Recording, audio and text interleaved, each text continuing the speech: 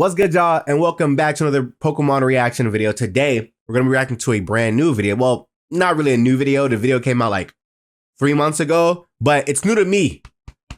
And it's probably new to you. I don't know. Let's just get up into it. We're going to be reacting to a brand new video. Well, not, like I said, not a brand new video from Belzard. Now, I actually just watched the worst victory roast in Pokemon video, like literally like a couple of, like not even, I literally just finished watching it. And I was like, okay, let me go check out his channel. He might have more content like this. So I actually liked the video. It was a really, really good video. If you haven't seen it, go watch it. This came out like 13 days ago. It's phenomenal, right? I like, this might be one of my new favorite Pokemon channels, real talk. And I wanted to react to the worst post games in Pokemon that came out like 3 months ago. And so I have it right here. I'm gonna link the original video in the description section below, right? Make sure to do me a solid, everybody watching this, right? Leave a like on this video, but then also go in the description, click on the original video, leave a like on that video.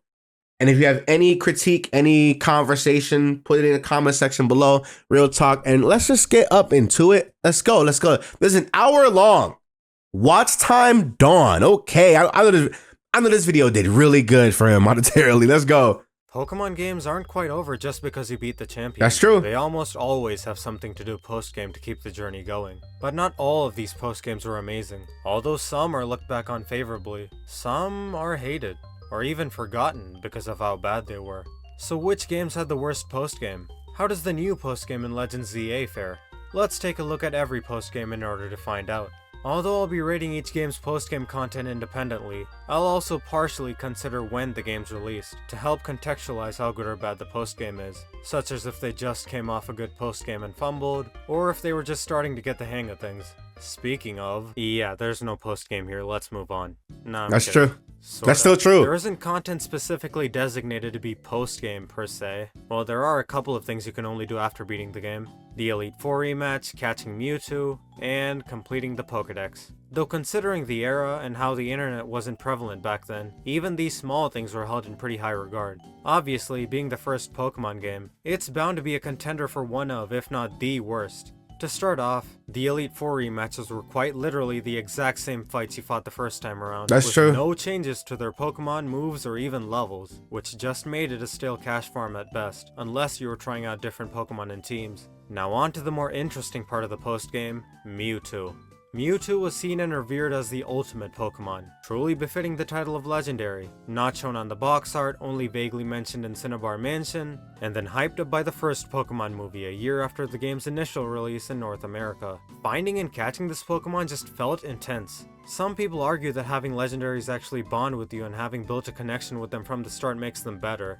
But there is also undeniable hype behind a secret rumored Pokemon that you just happen to stumble upon. But today everyone obviously knows about Mewtwo, so it is kind of undermined now. Anyway, lastly, there's also completing the Pokedex, which I shouldn't even include, but hey, it's Gen 1, and gotta catch them all, am I right? But still, that also requires trading between different versions in order to complete, so it's kind of annoying and straight up impossible for some people. I mean, whose parents would buy their kids basically another copy of the same game? Also, not post-game exclusive, but since it is content that you could do post-game, I'll mention the Game Corner. Hey, it's not the best content, but it is side content. Gamble to your heart's content. Overall, pretty weak start, but that's to be expected for being the first set of Pokemon games. Let's see how the others fare before reserving final judgment. Generation 2 took note of all these flaws and absolutely redefined the perception of postgame within Pokemon. After beating the champion in Gold, Silver, and Crystal, you got to re-experience Kanto, an entire additional region within a single Pokemon game, despite being toned down a fair bit due to storage constraints. It was and still is a top-tier post-game concept, becoming something people want returning in Pokemon games even to this day. Though there are some rumors that Johto itself was cut shorter to account for Kanto being a part of the entire package, but I'll leave the judgment on that up to you. On top of most of Kanto, you had your first super boss battle within Pokemon, the incredibly hard Red fight. With the terrible level curve and the wild Pokemon levels in this game, getting your Pokemon to match his levels was a challenge in and of itself. There was also the introduction of roaming Pokemon, which although was in post-game exclusive, was quite the hassle to encounter them. So I'm assuming most players just put it off until they actually beat the game. In Gold and Silver, you set Raikou, Entei, and Suicune off in the wild, and they start roaming around and spawn in random routes, on top of fleeing as soon as you encounter them. Yeah, it was not fun doing this blind. Not at all. Crystal, however, put a spotlight on Suicune and streamlined the process by making it a static encounter. All you had to do was its little mini-quest. You can also find it chilling in a couple of locations, but you don't need to find all those locations to catch Suicune. In fact, you don't even need to engage with half of the mini quest at all. All you need is the clear bell from the radio tower by doing the main quest to enter Tin Tower, where you beat a pretty weak trio, each using a Noctowl and an Evolution, who are supposed to be guarding Suicune. That just left Raikou and Entei as roamers, but I don't think people complained. At least they gave you one for free. This isn't postgame exclusive, but it was something you could do postgame as well. The bug catching contest. You caught a bug Pokemon I love this. and had it judged against the bug Pokemon other trainers caught. As for the Elite Four rematches, you still fought their exact same teams you fought the first time around, so it was still in this generation as well. And at last, you could find and catch Ho-Oh and Lugia both, regardless of the version you were playing. So despite there being version exclusive Pokemon, the box art legendaries were not. Only their signature moves were, which means you could get the other legendary postgame. But that of course did not last, and Pokemon changed their design philosophy for good starting from Gen 3. But that's a topic for another day. Lugia was at Whirl Islands and Ho-Oh was at Tin Tower. Crystal did get a bit shafted in this department though, requiring the roaming trio in order to gain access to Ho-Oh. But I guess the GS Ball Celebi postgame makes up for it. Yep, if you didn't know, Crystal has another little postgame extra with Celebi if you had the GS Ball, which only Japanese players could get without cheating initially. But with the Virtual Console Straight version trash. released in 2018, Game Freak made it an in-game event that all players could access, adding to the postgame of Crystal years after its initial release. All you had to do was become the champion, go to the Goldenrod Pokemon Center, and do the regular GS Ball quest, which was just giving it to Kurt and returning a day later, activating the Celebi Shrine. Again, not the most riveting postgame, and it definitely wasn't a factor back in its initial release, but it is a neat little extra. Crystal also had the first recurring endless battling postgame content in the form of the Battle Tower, though you could also do this before becoming the champion, with the restriction of you only being able to use Pokemon level 50 and under.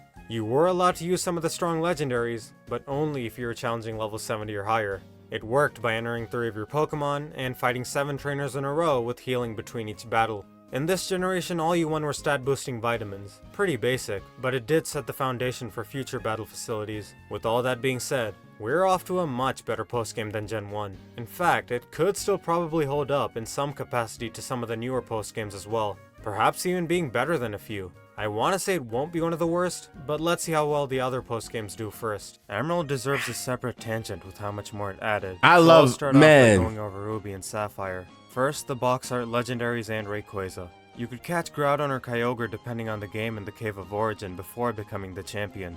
But for Rayquaza, you had to beat the Elite Four to find it resting on Sky Pillar. Then you could get Latios or Latias depending on your game version. Latios in Ruby and Latias in Sapphire. They were also roaming Pokemon, just like the legendary beasts. Same mechanics and all, including running away. You could also do contests. Those aren't post-game exclusive content, but hey, it's still pretty rich side content for the game.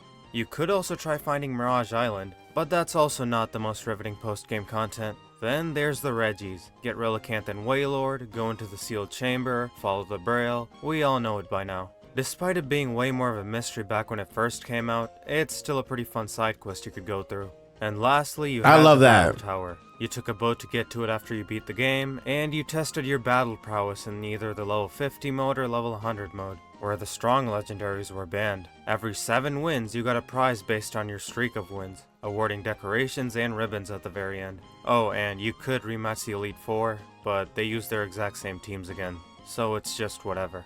Pretty solid lineup, nothing too crazy, but Emerald is what took it to the next level. Coming right off the Battle Tower, as we all know, it was refurbished into the Battle Frontier, making the Battle Tower just one of the many facilities available, so saying it was just expanded upon is putting it lightly. Basically, it had 7 facilities, each giving you battle points for winning. You use those battle points to buy TMs and various other battle items. The Battle Factory focused on using rental Pokemon in either singles or doubles, and you could switch out one of your rental Pokemon with any of the Pokemon you just fought after every battle, or even all your rental Pokemon at the end of a run.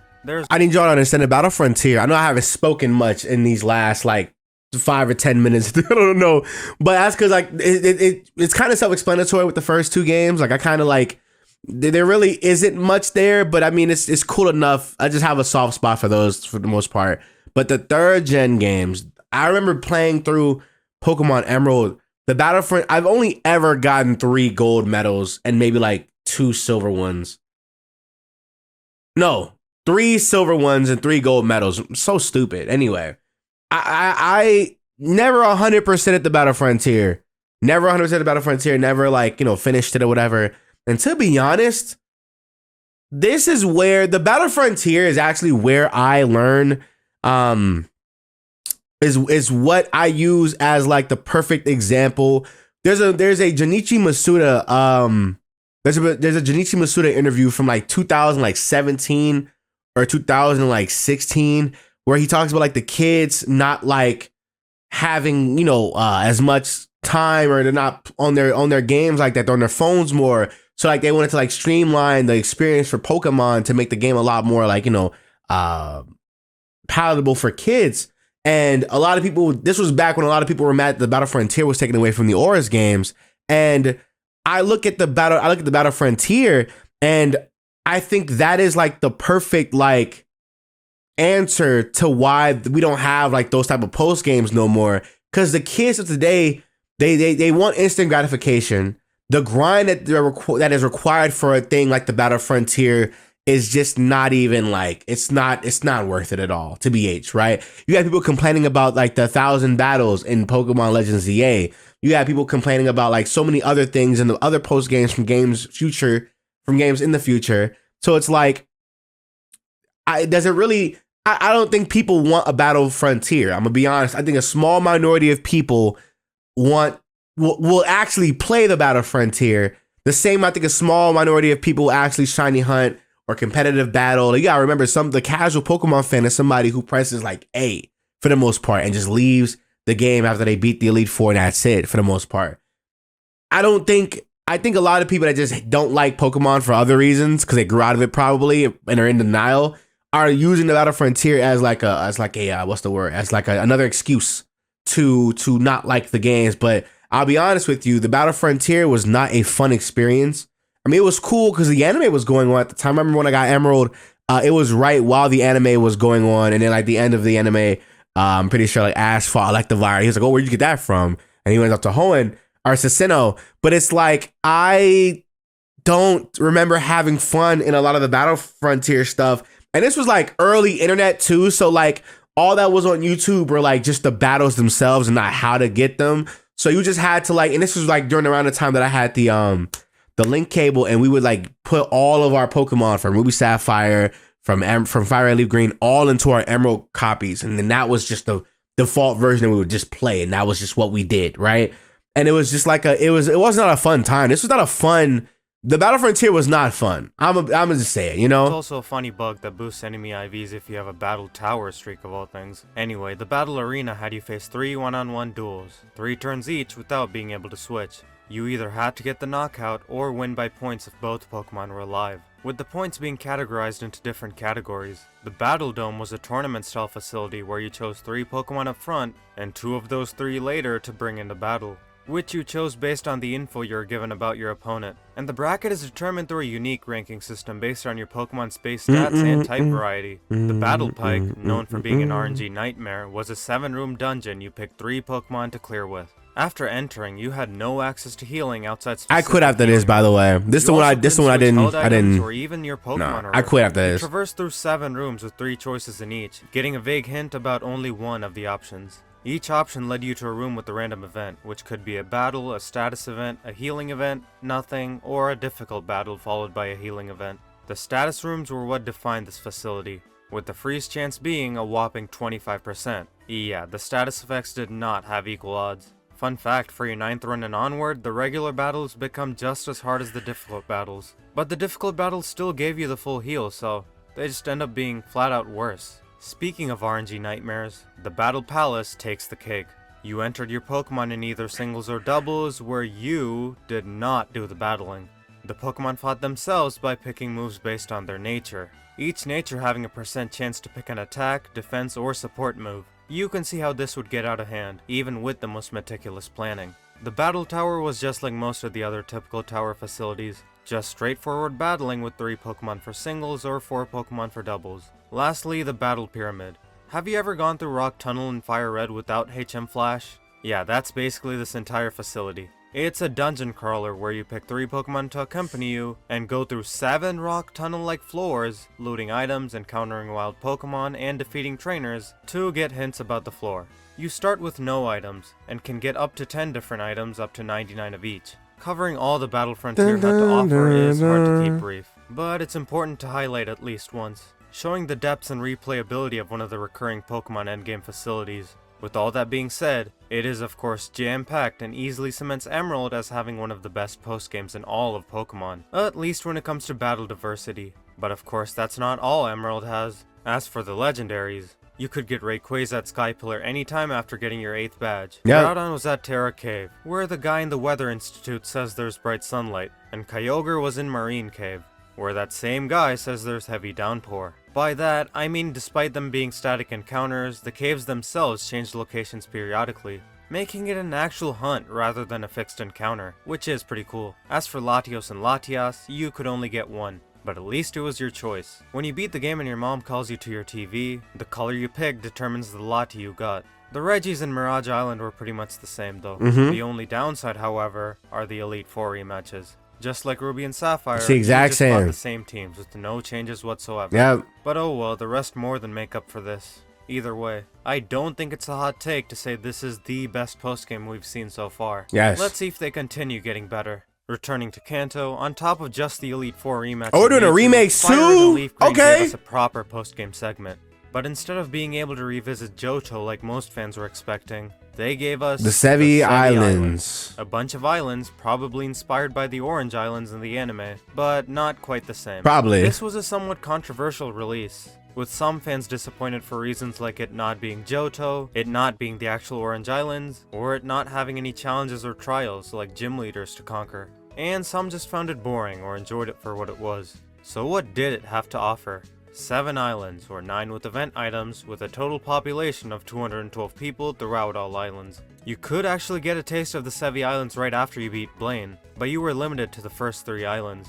You got access to the rest after unlocking the National Dex and getting the Ruby, one of the 2 gems you needed to unlock trading with the other Gen 3 games. At one island, you could visit some hot springs, catch Moltres, and treasure hunt for big pearls and stardust at Treasure Beach. At 2 Island, there isn't exactly post-game content, unless you want to count the lady that teaches your starter its pseudo-signature move. 3 Island had a biker gang, the Berry Forest mini-quest, the Dunsparce spot, and the Berry Forest itself, where you got infinite berries. 4 Island held the daycare, Lorelai's home where you stacked up her plushies, the guy who gave stickers on your trainer card, and lastly, Icefall Cave, where you did part of the Team Rocket side quest by helping out Lorelai. 5 Island had Resort Gorgeous, where you could get money and other rewards by showing Lady Selphie the Pokemon she requests. Lost Cave, a looping dungeon-like place. Memorial Pillar, a place where you could honor the dead Onyx Tectonics, a Togepi egg, and lastly, the Team Rocket warehouse. This was a part of the main Team Rocket side quest, unlike the Lorelai bit, following the missing Sapphire.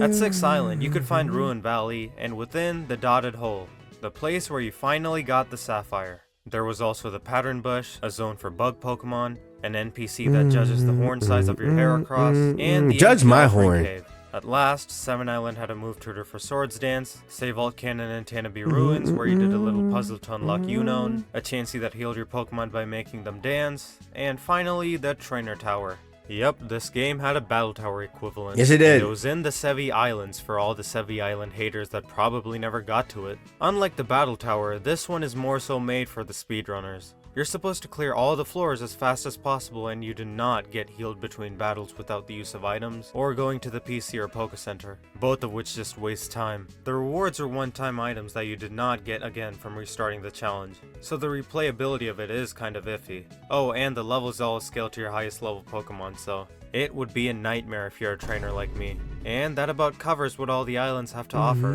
Even if you weren't a fan of the Sevi Islands, there were still plenty. Was that a of other Radical Red things to do, screenshot? like the Elite Four rematches. What the were hell? actually fixed this time around, so you did fight upgraded versions of their previous teams, which you could also do 200 times to max out Lorelai's plushies that stack up once every 25 Hall of Fame entries. And there's also still the game corner for gambling. Even if you didn't like the Sevi Islands, you couldn't deny it had a fair bit of content to it. Sure, it's not Emerald, but overall it's solid and not as barren as people might think. For Gen 4, Platinum also had quite a different endgame. so I'll start with Diamond and Pearl first. The main post-game was the Battle Zone, containing the fight area, survival area, and resort area. The fight area only had the battle tower as a battle facility. The survival area was just to get to Stark Mountain, and the resort area was where you had your own villa base. Stark Mountain had a mini quest with Buck, where you traveled with him and he ran the Magma Stone. Then he goes back and returns it after you find his grandpa mad at him. Then you could catch Heatran as a static legendary inside Stark Mountain.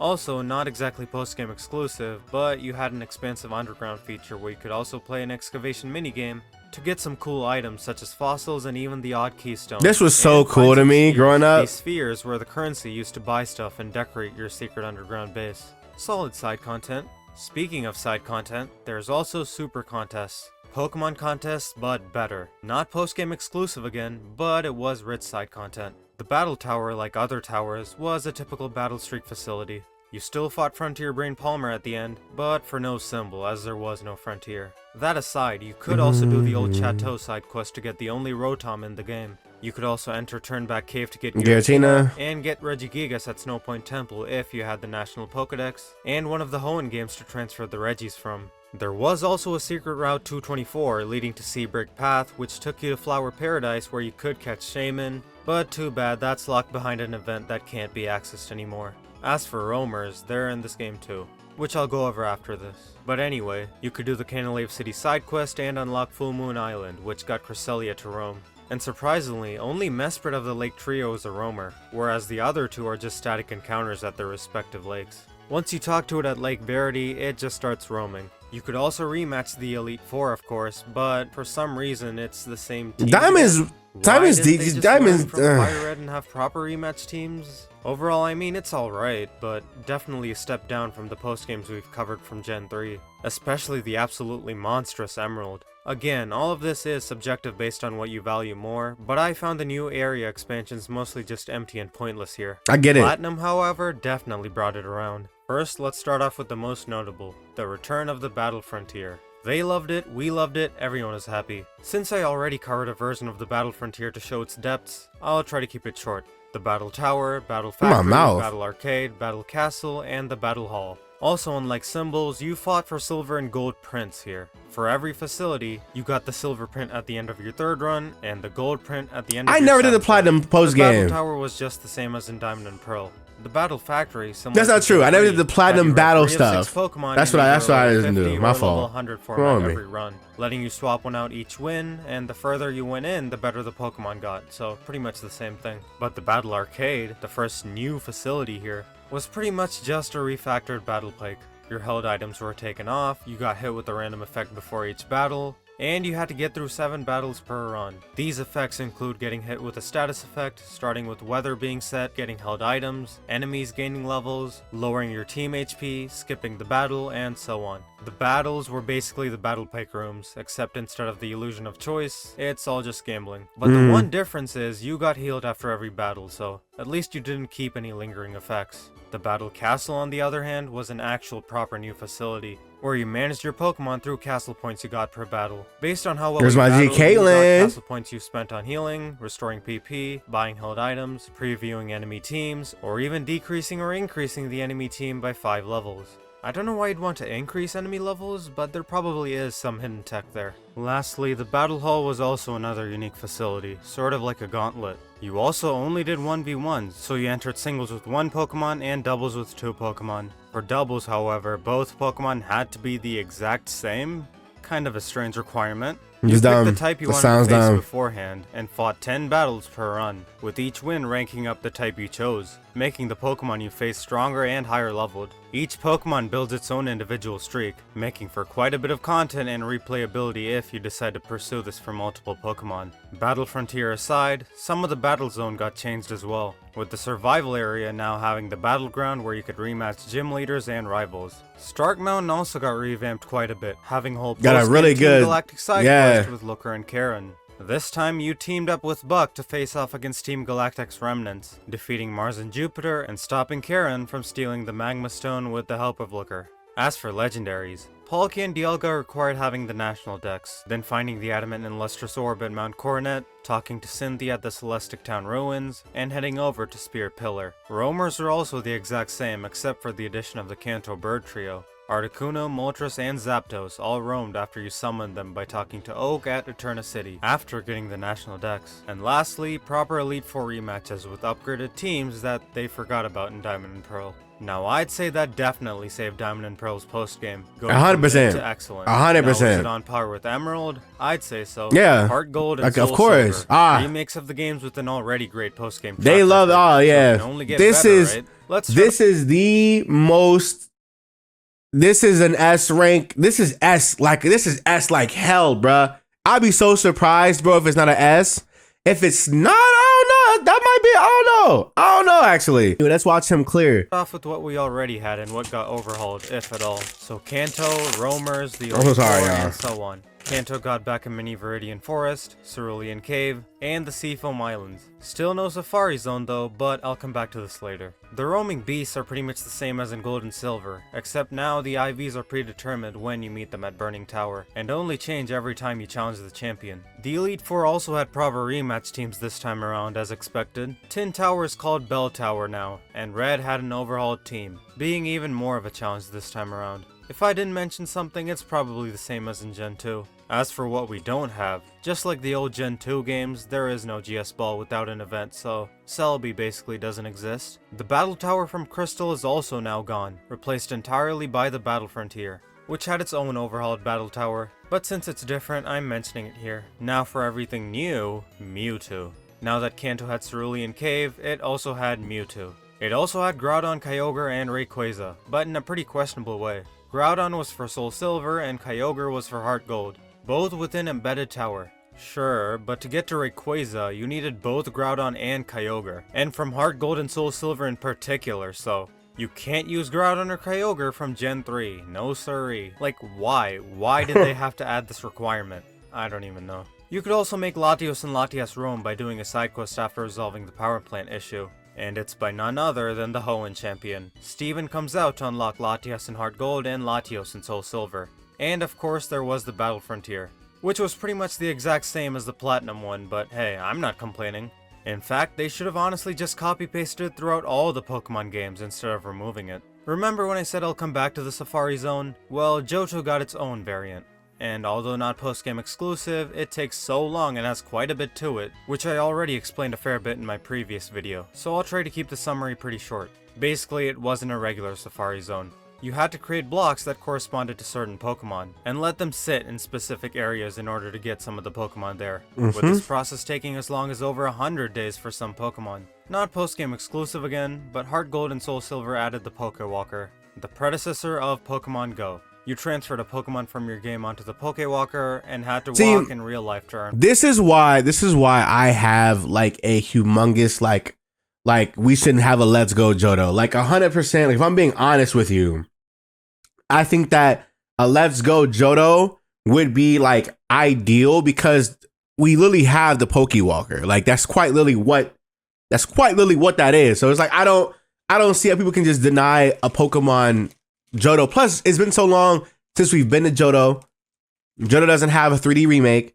And maybe if they fix the level curve for the post game, that'd be cool. That'd be cool as hell.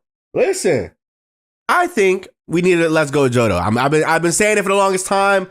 I get it. Niggas are like, I get it. We don't like Let's Go. I disagree. I think Pokemon Let's Go is one of the better Pokemon games on the Switch. I think that's up there. I'm sorry, it is. Oh, it's Kanto. So it's Kanto. Yes, it's gonna. That's the most complete Pokemon region. Like, yeah, it's Kanto. We just need Johto now to give us Johto and Kanto. Like, I don't understand it. I don't get it. It's fine, but you know. You could use these Watts on a Poke Radar or a dowsing machine to find Pokemon or items respectively. Using the Pokewalker, you could get up to 3 items and Pokemon at a time. Then there was the Pokeathlon Dome, which although not post-game exclusive, had quite a bit to it, so I'll consider it. It was basically just the Pokemon Olympics, but based on your Pokemon's innate stats entirely, rather than any external training like EVs. These stats were in the form of stars, with a number of star outlines corresponding to a Pokemon's max potential. Fun fact, Sunkern, the Pokemon at the lowest base stat total of all of Heart Gold and Soul Silver, is one of the Pokemon that has the potential to have a 5-star rating for every category, among the likes of even Mew and Arceus. So what you did was enter your Pokemon in one of the 5 courses: Speed, Power, Skill, Stamina, and Jump, and these courses had 3 events each from a pool of 10 events. Each were just simple enough minigames, so I'll spare you the details. All you need to know is each event had certain stats it would check, each using either 3 or 4 stats. It was a pretty fun Mario Party-like minigame that you can mess around with, trying out your various different Pokemon. I know I can't mention this because you can't do this event anymore, but it's way too cool. I mean, it was there. It's still there. There was a unique Arceus interaction if you had the special event Arceus, where you literally create Palkia, Dialga, or Giratina with its respective orb. And finally, you could also rematch gym leaders in this game, including the Kanto ones. Now that's a great post-game. Plenty of options for various kinds of players. It's definitely on par with Platinum and Emerald's post-games, even surpassing them depending on preference. Now for the polarizing Gen 5 games, they got a lot of flack overall. And for the post-game in particular, it was about not adding the Battle Frontier. But what did they add in place of it? First, you unlocked the southeast part of Unova, giving you access to a couple of new places.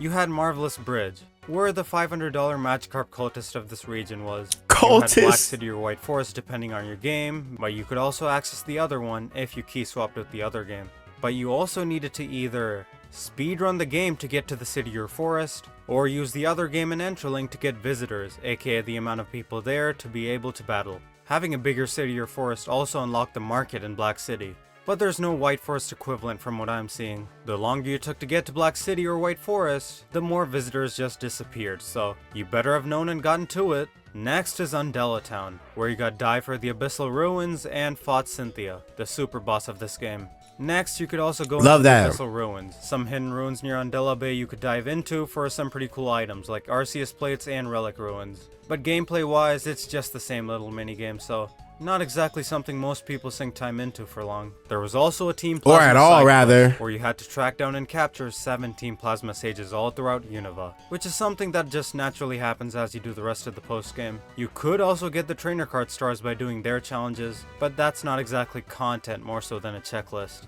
Lastly, you had the Relic Castle's Secret Chamber, where you could get a level 70 Volcarona. Oh yeah, there were also Pokemon musicals, which was I hard. have heard no one talk about. Let me know if you actually played this mode or like it. I never played this one. Contests where you had your Pokemon perform and get judged. Not post-game exclusive, but decent side content that wasn't battling. Now for the battling, there's a few.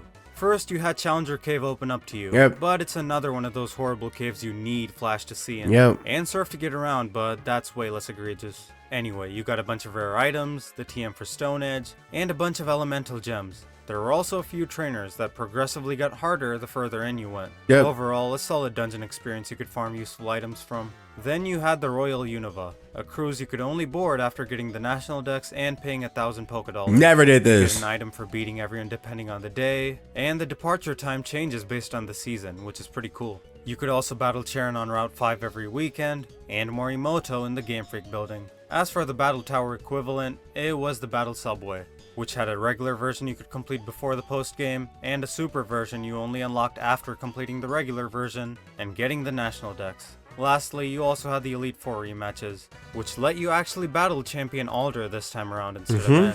As for the legendaries, you got the box arts during the main story, Reshiram on black and Zekrom on white, or you could find them again at Dragon Spiral Tower if you didn't catch them in the main story. There were also the Swords of Justice except for Keldeo. First you encountered Cabalion in Mistalton Cave's Guidance Chamber. Then you could get Terrakion at Victory Road's Trial Chamber, and Virizion in Pinwheel Forest's Rumination Field. Tornadus and Thundurus just roamed Unova after beating the Elite Four, being version exclusives. And to get Landorus, you had to visit the Abundant Shrine with both Thundurus and Tornadus from both games. Lastly, Kyurem was also available at the Giant Chasm up north. The events like Victini and Meloetta were also cool, but they're inaccessible now. Yeah, I was saying, they're not available. There's definitely a lot to do, and the content is pretty diverse. But I think there were too many different small little battle events, like one-off battles, rather than a single definitive one more than just the Battle Subway. You know, kind of like the Battle Frontier, but maybe that's just the battle fan in me speaking. This game still has a variety of content that caters to a lot of different fans, so still really good. Could even be on par with the best if the content was for you. But for me personally, it's like an A. I'd put it a tier below the upper echelon. Now for Black and White 2. Surely these games got better, right? You still had the same Swords of Justice, Battle Subway, Cynthia Super Boss, Royal Unova, but this time around you didn't need the National Dex, and Abyssal Ruins. Oh, and Pokemon musicals. But as for what changed, Kyurem was now a part of the main story, so you had to get Reshiram or Zekrom depending on your version, by beating N at his castle and getting the Lightstone. So you used the Lightstone at Dragon Spiral Tower, went back to the Giant Chasm with the Lightstone, and finally were able to catch Kyurem. The Elite Four rematch also had you face off different teams and the new champion Iris instead of Alder. The Morimoto fight also had a pre-Elite Four version, using a much weaker team until you become the champion. The Nature Trio was supposed to be obtainable in their Therian forms alone from transferring from the Dream Radar, but that's discontinued now, so they're kind of dead. Black City and White Forest also got revamped to not be a visitor mess anymore, being full-fledged zones without any visitor count features. Black City now had the Black Tower, and the White Forest had the White Tree Hollow. Despite appearances, they both functioned the same, kind of like the Battle Tower, but it was more like a dungeon crawler where you cleared floors and advanced to higher floors. At the end, you got a shiny Dratini in White 2 or a shiny Gible in Black 2.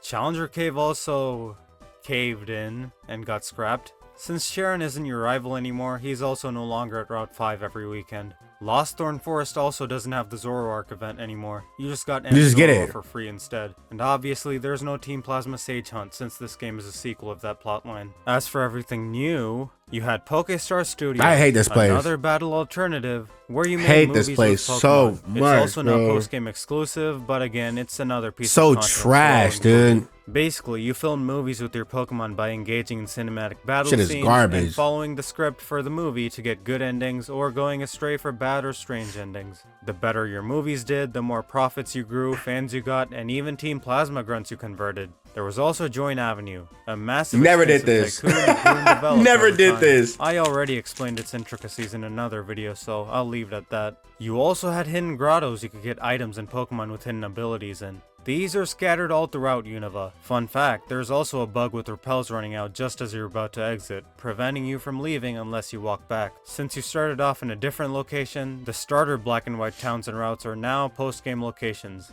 There used to be some memory link features with the Black and White save where you could see some lore and get N's Pokemon, but with Nintendo's Wi-Fi connection down, that's not a thing anymore. Nimbasa City also now had a Battle Institute, which was another post-game battle facility that was similar to the Battle Tower or Subway. You fought 5 battles in a row called a Battle Test, with set level 50 Pokemon against Battle Subway trainers. You also had a scoring system based on your performance, which was used to display on your trainer card. Then there was the medal system, where you got medals for completing various different tasks similar to the checklist trainer card stars. And there's the Pokemon World Tournament, where you faced love this. I love this so much, bro. To see who prevailed. You won BP, which could buy PvP items and some neat TMs. But rewards aside, I love this because this was actually around the time when I just got back into Pokemon. There was a time where Pokemon was like really lame to me, and I didn't play Black and White 1, and I didn't play Black and White 2 till literally maybe that year before X and Y got shown off. And then I made this YouTube channel around when X and Y got shown off. And I just remember just being like, yo, this was phenomenal. I love playing this so much. But that's why whenever I do a Nuzlocke, I always do the sequels to Black and White 2.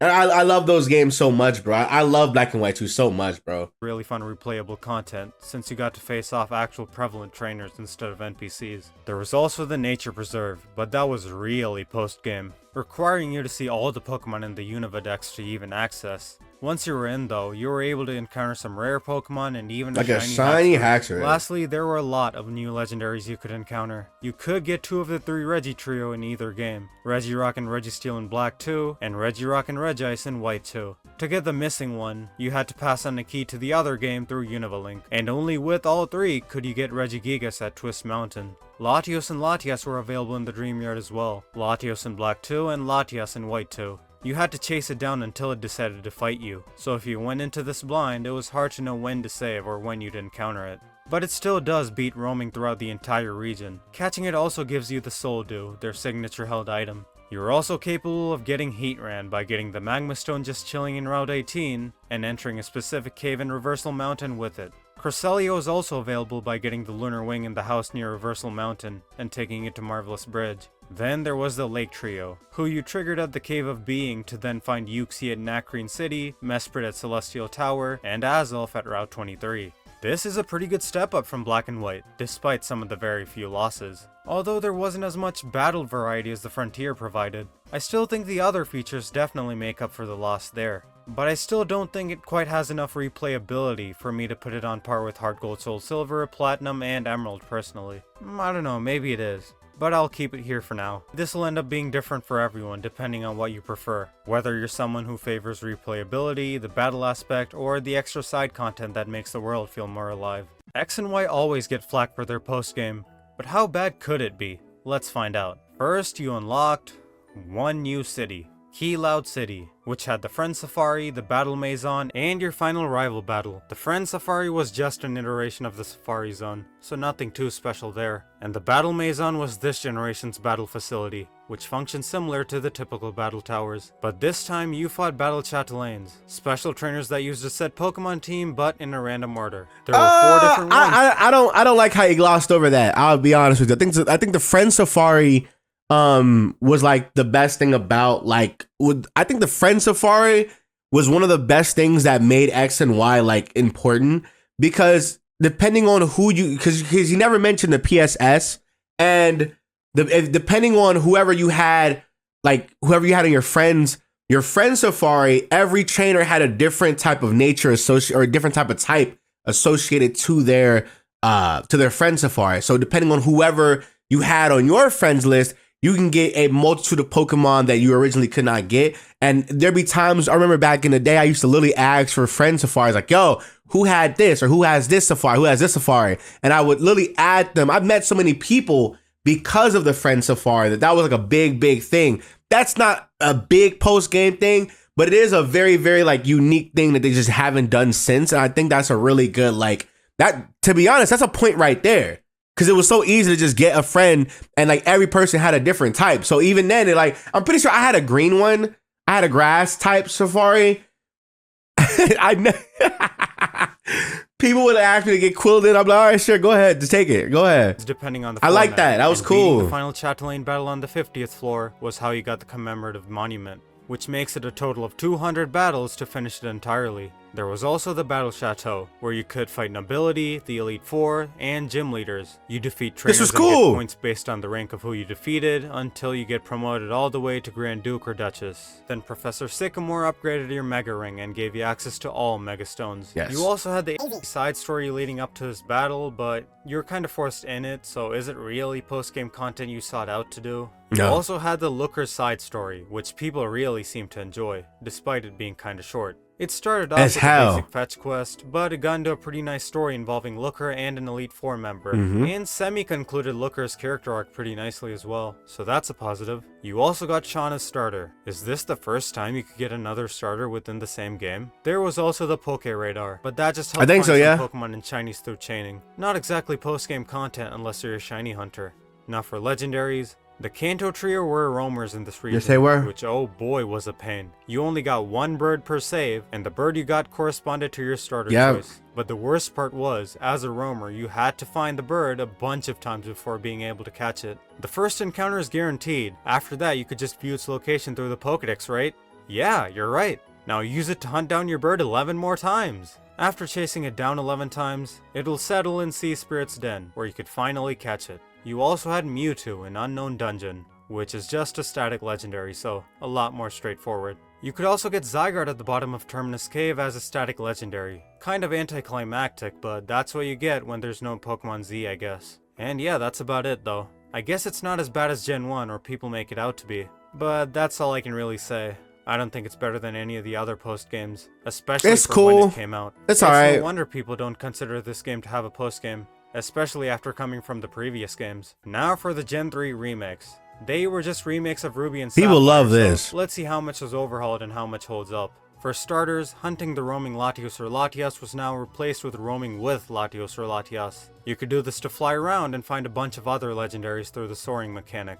Mirage Island was also now replaced with a bunch of islands and locations called Mirage Spots. You found them casually enough when soaring. These spots had a few rare Pokemon and items. Contests also had a little addition to them with Lizzie and her story, but fundamentally not too drastic of a change. The Battle Tower now became the Battle Maison. Pretty much the same as in X and Y, so nothing to explain here. Secret bases were also renovated. especially with the integration of Nintendo Online with these games. You could have shared your builds with friends and visited other builds as well, but that's a thing of the past now. And lastly, the Elite Four had proper rematch teams this time around, of course. As for everything new, you had the Delta episode, a massive post-game side quest involving Deoxys and the spaceship to get to it, as theorized a lot in the original Gen 3 games. You caught Rayquaza, fought and caught Deoxys, it was great. As mentioned earlier, there's also the soaring mechanic, where you flew above Hoenn with Latios or Latias depending on the version, to find legendaries in random portals, which I'll go over later. Then you had the Battle Resort, a huge island with the battle facilities of this region,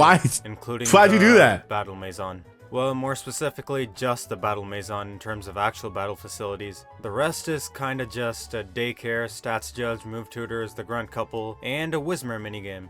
Kinda underwhelming for a battle resort, but alright. Now for the legendaries, the real convoluted part. The box art legendaries were obtainable in the Cave of Origin while doing the main story, or post-game after beating the champion if you didn't catch it already. The Regis were the same as in Gen 3, so nothing new there. It was easier due to the prevalence of the internet though, so the impact here isn't quite the same as what it once was. Now as for the rest of the legendaries, you had to find the appropriate Mirage spots for each using the soaring mechanic, then interact with the Hoopa portal there.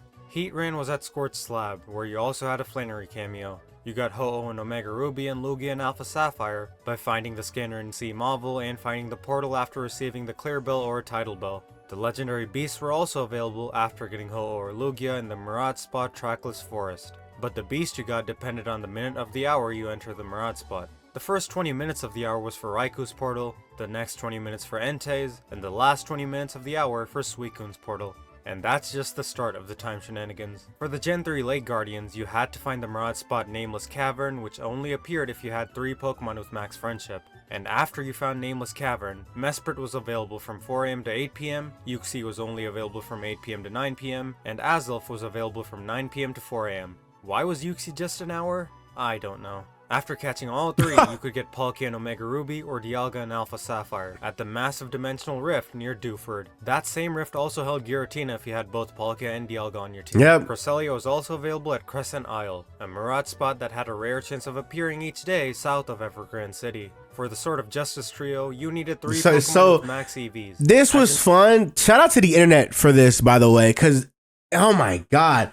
At the time, dude, I was always watching like tutorials and stuff like that to like make sure I got whatever I wanted, bro. Cause my God, this was so hell to do, bro.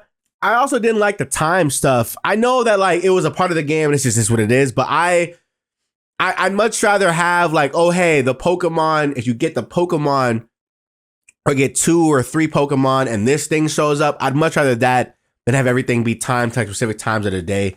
It just made like playing inconvenient because it kind of like, especially as a content creator, because it was just like, oh, I gotta wait till this specific time of the day to do this, and this is like way before emulators were even like a thing, right? So you just had to play it off your 3DS capture card, and you just had to play the game. And it's like, all right, bro. Damn, I hate the time stuff, especially because I was in school at the time when these games came out. So like my time was like super like limited. It was bad, man. Not just one stat, you physically should not be able to raise them anymore. Only then would the Mirage Spot Pathless Plane reveal itself. You could get Virizion on Monday and Thursday, Terrakion on Tuesday and Saturday, and Cobalion on Wednesday, Friday, and Sunday. You could also get Reshiram in Omega Ruby and Zekrom in Alpha Sapphire if you had a level 100 Pokemon in your party, with their Mirage Spot appearing at Fabled Cave near Mauville. And if you had both, you could get Kyurem at Gnarled Den, a Mirage Spot near Fall Arbor Town. As for the Nature Trio, you needed Castform in your team to have a storm cloud appear above Fort Tree City, where you got Tornadus in Omega Ruby and Thundurus in Alpha Sapphire. If you had both, you got Landorus in that same spot. Yeah, that was a lot of legendaries. And with really strange requirements too, which I'm not sure if the game explained in any means like the Nature Trio. But legendaries do seem to be the bulk of the post-game content, so I'll have it around the middle for now. Generation 7 is one of those games with the sequel version, so don't expect too much from the postgame just yet. I'll start off by mentioning Sun and Moon's unique Elite Four rematch system, where you're actually acknowledged as the champion and forced to defend your title, which means the challenges are actually different each run, making it way more fun and a lot less stale. You then had the postgame Ultra Beast side quest with Annabelle and Looker, where you tracked down the various Ultra Beasts and got a teaser for Necrozma at the end, which you'd think would be for Ultra Sun and Ultra Moon, but you can still get Necrozma in this game. There was also a mini side quest for Zygarde, where you had to actually hunt down each cell to complete Zygarde, unlocking the 10 and 50% forms along the way. You could also use the Poke Finder, not post-game exclusive, and it was like a Pokemon Snap minigame that only gave you a trainer passport stamp, I believe. So not all that enticing unless you like that gameplay. Also not entirely post-game, but there was the Festival Plaza, a huge Join Avenue-like Tycoon side content that you could grow and develop. You also got the Evium Z by chasing down trainers throughout Alola that use the evolutions and returning to the thrift store manager. As for the battle facility in this game, you had the Battle Tree, which is basically just the battle tower of this generation, but featuring more prominent trainers occasionally, so it did spice it up a bit. First you did the normal course, which had you face off against red in singles or blue in doubles. After that, you unlocked the super course, which was an endless gauntlet of trainers that featured Cynthia, Annabelle, and some other prominent trainers. Also, the battle tree used random teams with various different Pokemon and move combinations rather than set pools, so it was a lot more refreshing and less repetitive. But before that, you had the Pony Gauntlet, a new area you unlocked with a bunch of new Pokemon and tough trainers. Another non-post-game exclusive feature, there sure are a lot of these. You also had the Battle Royale Dome, which is also another battle facility. You face off in 4v4 battles and climb through the ranks to face off against Kukui as the Master Royale once you hit Master Rank, winning you the Battle Royale ribbon. There were also a lot of extra battles, somewhat akin to super bosses but not quite that caliber, such as Morimoto, the Trainer School Principal, Faba, Guzma again, Sina and Moon and Dexio and Sun, Mina again, Red or Blue, and even Annabelle at the start of the Ultra Beast quest. Also, beating Sina and Dexio gave you the Keystone, which allowed you to Mega Evolve in this game. Now for the legendaries, like I said earlier, you could also get regular Necrozma in this game, who was at 10 Carat Hill after the Ultra Beast quest. Tapu Koko was at the Ruins of Conflict, where Lily takes you after you beat the game, Tapu Lele was at the Ruins of Life, Tapu Bulu at the Ruins of Abundance, and Tapu Fini at the Ruins of Hope. As for rematches, overall pretty solid, but of course, Ultra Sun and Ultra Moon were the real winners. People seem to believe Ultra Sun and Ultra Moon barely changed Sun and Moon. And well, they are right, to an extent. The post-game is exactly where most of the changes happened. So when reviewing post-games, that's all I'm concerned about. But because they're so similar, if I don't mention something, it's probably because it's the same as in Sun and Moon. Right. To start off, the post-game story shifted from the Annabelle and Looker quest to episode Rainbow Rocket, where you went and took down the evil teams of every generation, united under Team Rocket. Facing off against every I love this. I love this. Was pretty cool, I will say. As for the Ultra Beasts, that was a mini side story now, with the Ultra Recon Squad. There was also a little side activity, the Alola Photo Club, where you took pictures of your Pokemon and decorated them. You could also collect totem stickers throughout Alola to get giant totem Pokemon, which although not entirely post-game exclusive, the last few stickers were. Also not post-game, but Mantine Surf was a fun little minigame that you could sink extra time into occasionally. And the Pokepelago, I guess, but that's more just occasional management. The Festival Plaza also now had the Battle Agency, kind of like the Battle Factory where you rented out Pokemon to use and battled for BP. It's a welcome Battle Facility addition, considering how much they've been one-dimensional for a while. The Battle Tree also had some new trainer additions, such as Guzma, Kukui, and even Lily. Also, the regular mode there did not have level restrictions or legendary bans. Either they thought it was too hard for a normal mode, or they wanted a true free-for-all. Now for the legendaries. Cosmog and Tapus were basically the same, but as for the others, you now had the massive wormhole system, which let you catch almost every legendary from older games, being even more expansive than Omega Ruby Alpha Sapphire and Black 2 and White 2. They had white, red, blue, green, and yellow wormholes. The white ones had a couple of Ultra Beasts, like Nihilego, Xurkitree, Guzzlord, Buzzwole and Kartana in Ultra Sun, and Pheromosa and Celesteela in Ultra Moon. The green wormholes had the Swords of Justice trio and Mewtwo in both games, Raikou, Dialga, Reshiram, and Xerneas in Ultra Sun, and Entei and Zekrom in Ultra Moon.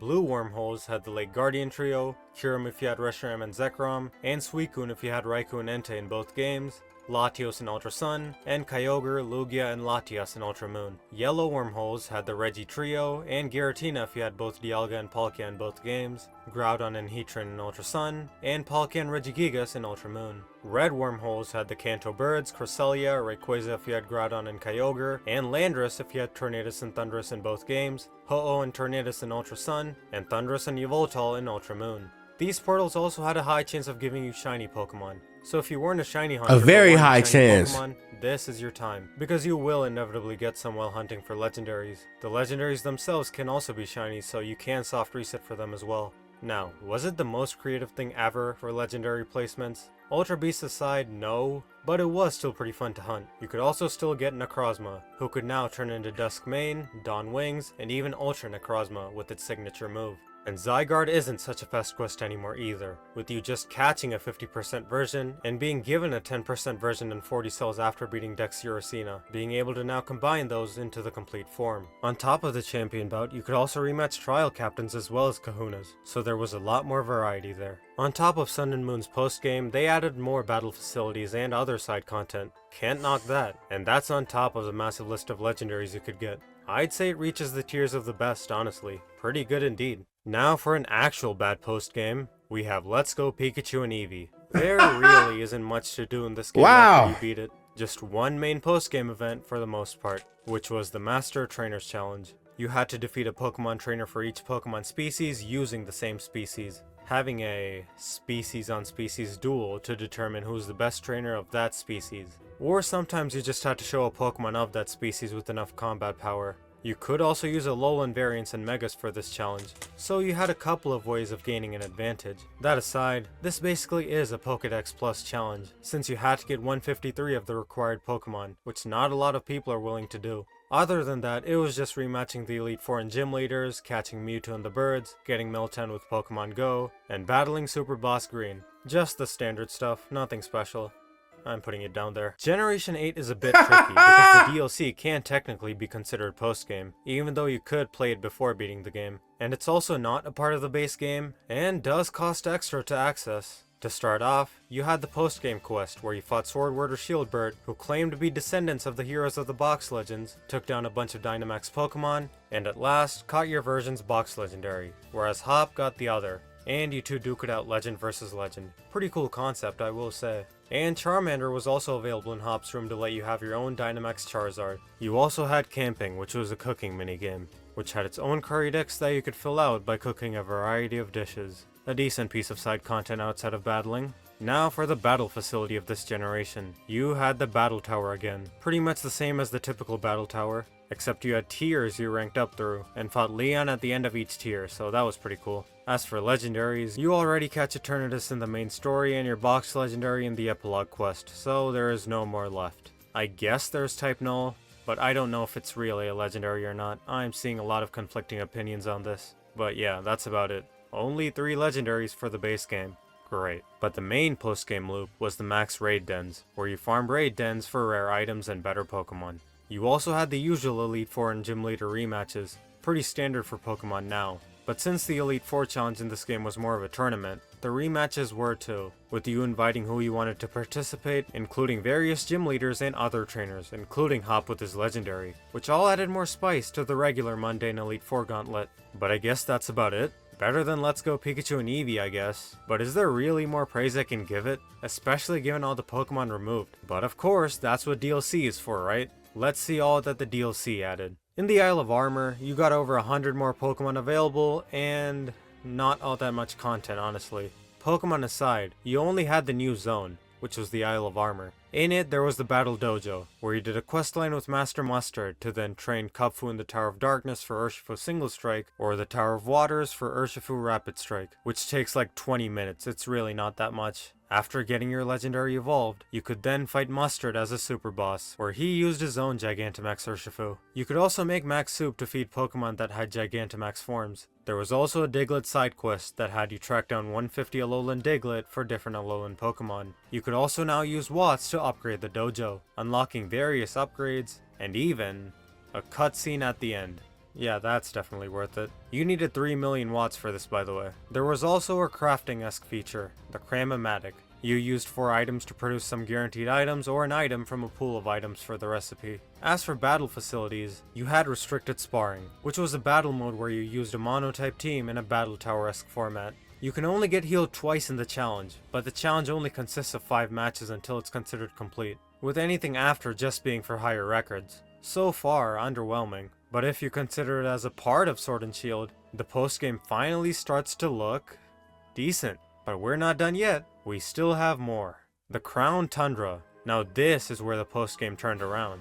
You had the Crown Tundra region with 70 more Pokemon this time, and a good bulk being legendaries. In fact, most of the DLC, including the main storyline, had to do with catching different legendaries, such as Calyrex, the Regis, and the Galarian birds. You could do the batches in any order too, making the quest more dynamic rather than linear progression. Depending on where you plan I'm to getting ready for the next one, y'all. Hold on. Either Glastrier or Spectrier. I'm getting so ready. Hold on. Give me a minute. To become either Ice Rider or Shadow Rider Calyrex. Once getting the regular Regis, Regice, Registeel, and Regirock, you could get either Regieleki or Regidrago. As for the Galarian birds, you trigger them to make them roaming Pokemon again. Yup, Game Freak returned to roamers, something I'm sure many of us asked for. Articuno at Crown Tundra, Zapdos at the Wild Area, and Moltres at the Isle of Armor. Once you finished a batch, you reported back to Peony and completed a part of that quest. After finishing all 3 main quests, you unlocked the Ultra Beasts and at last Necrozma. Main quest aside, once you had all the Regis, including Regieleki and Regidraco, you could encounter Regigigas as a max raid boss. There's also a side quest from Sonia, where you tracked the footprints of the Swords of Justice, caught them, and unlocked Keldeo.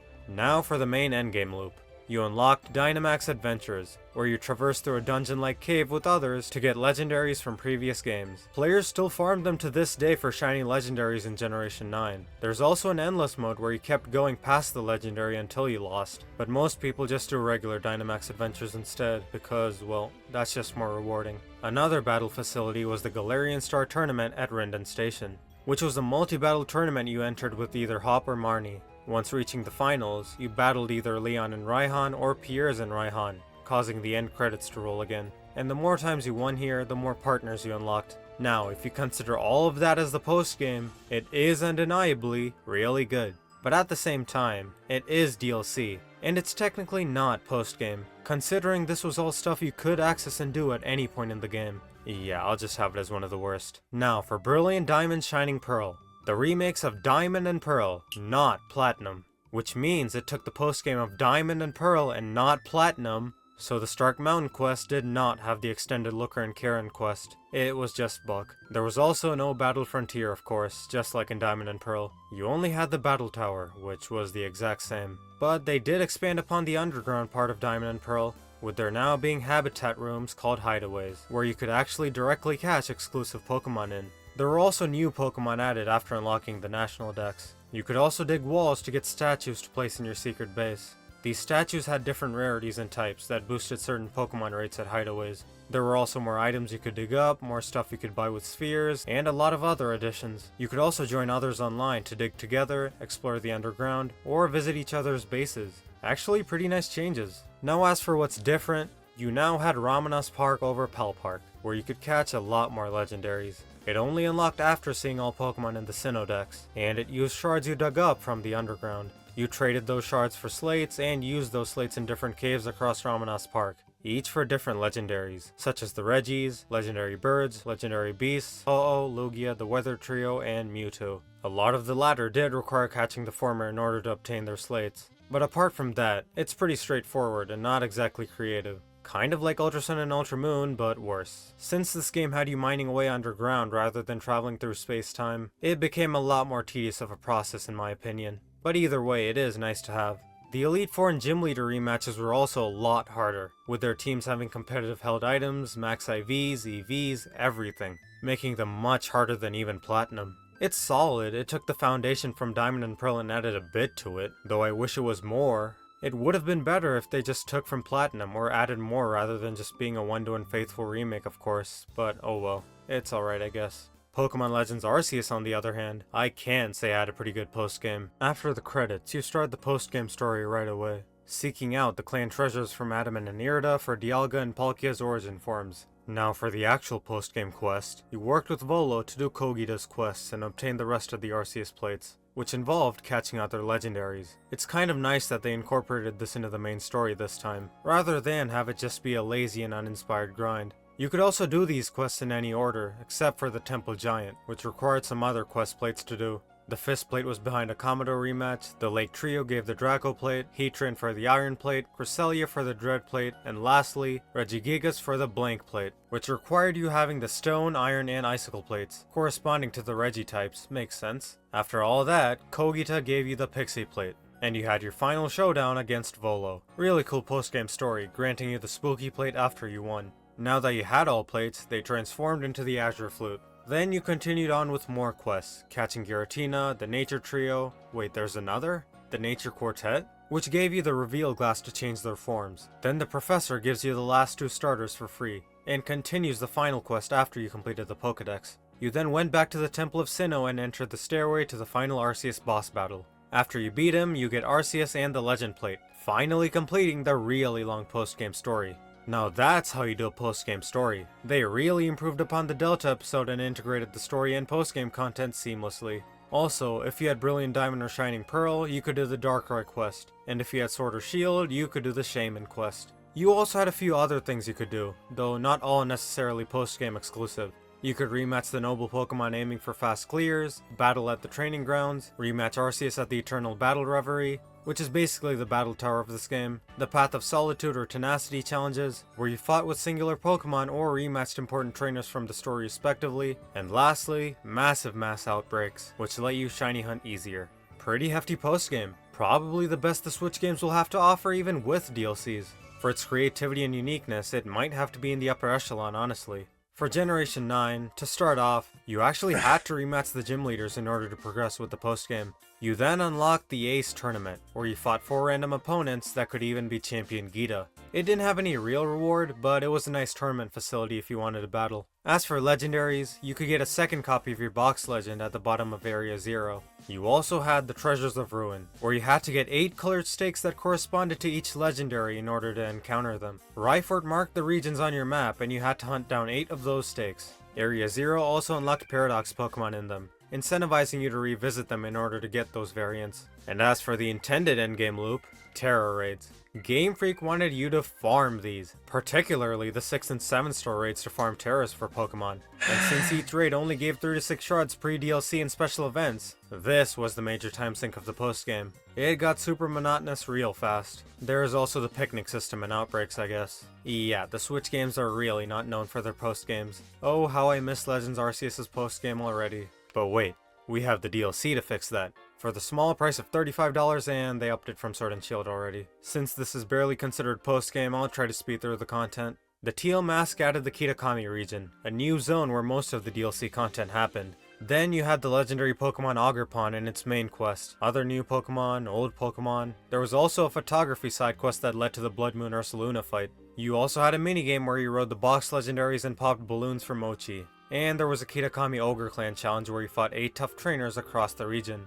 I can't tell if it's because I didn't go into too much detail, but that sounds really underwhelming so far honestly. But hey, there's still one more DLC. The Indigo Disc added the Blueberry Academy underwater, which is pretty cool. It was a massive dome called the Terrarium, with different biomes inside of it. There were of course new Pokemon, old Pokemon, everything inside these biomes, but some were locked behind biome upgrades. As for the main content, you had to challenge the Blueberry Pokemon League, facing elites of the Academy per biome, kind of like gym leaders or more like Elite Four members of the biome. But you had to do a little elite trial before you could challenge them, like taking a quiz or only using Pokemon caught in the terrarium. After beating all 4, you got to face Kieran, who was basically the champion of this place. Pretty cool actually. Kind of a mini region you could say. That aside, there was the customization in the League Club Room, Blueberry Quests, the Snacksworth Legendary Hunt, the Synchro Machine which let you play as your Pokemon, and Box Legendary Flight. Yeah, this DLC's great. It would actually go up there if it weren't all carried by DLC, which isn't even really post-game, so would it really? Either way, I'm not rating it with the DLC, so down it goes. Now for a brand new game that just came out, Pokemon Legends Oh my ZA. god, I'm awake. Live up to the expectations set by hello. the first Legends game Arceus? Let's find out. In this game, the primary post-game loop is the Infinite ZA Royale. You enter the battle zone at night, earn enough points for a challenger ticket, and trade that ticket for a rewarding battle, which gave you items like bottle caps or even master balls. This basically functioned as the battle tower, or battle facility of this region. But you could only get 1 challenger ticket a night, so you had to sit through, grind those, and then be able to take on the Infinite ZA Royale, making it kind of a double grind that was slightly annoying. You then also have Maple's quests, which you could work to complete like a checklist. There's also a bunch of side quests, which although not entirely post-game exclusive, were a lot, and do add up to be quite a bit of content. Wild Zone 20 is also a new Wild Zone area unlocked for you, unlocking a bunch of new Pokemon and more Alpha Pokemon. Then you could find Screw collectibles across the map that unlocked plushies that gave you permanent buffs for EXP, money, and other mechanics. Another battle facility is the Battle Restaurants, which there were 4 of, each being battle gauntlets with different formats. The 1-star full course at Lana was a course where you fought 3 trainers with no healing or items, and charged 3,000 to take it again. The 2-star course at Leia made you fight 5 trainers in a row without heals or items, with the price hiking up to 15,000 for another course now. The 3-star course at Lowao now made you fight 10 trainers in a row, still no healing or items, with the rematch costing 100,000. But the rewards included 10 pearl strings, so you technically made back exactly what you won. Lastly, the high rolling course was where things got different. You fought 5 trainers who used teams of evolutions, flying, rock, bug, electric, steel, and ghost level 50s. You also had to fight them in a 1v3 format, only being able to send out 1 of your Pokemon at once against the opponent's 3. The rematch is only 30,000 this time, giving you a seed of mastery for completing it. As for the legendaries, you only had Xerneas, Yveltal, and Zygarde in typical Switch Pokemon game fashion it seems. You had to follow the questlines the one that gives and the one that takes. And you had to catch them both. If you didn't, it forced you to redo the battle. After catching both, you fought Lysander, and followed through the To Keep the World in Balance quest, fighting Zygarde in its various forms. At last you unlocked Mega Zygarde, as well as the ability to use it in any of its forms. I mean, if you consider all of the missions and stuff, sure, you could say it's a lot, but only a few of them are really post-game exclusive, right? Or perhaps I'm making the call too early, I'm not sure. Correct me if I'm mistaken here, but for what they actually designated as post-game content, it's kind of weak in typical Switch Pokemon game format. Looks like Legends Arceus still remains the one exception. And that covers it all, I hope. With all that I covered, I'm bound to have missed something. Or a lot of things. Let me know if I missed anything too drastic. Perhaps even something that changes my perception of the I wonder, entirely. wait, this was made three months ago. Was this before?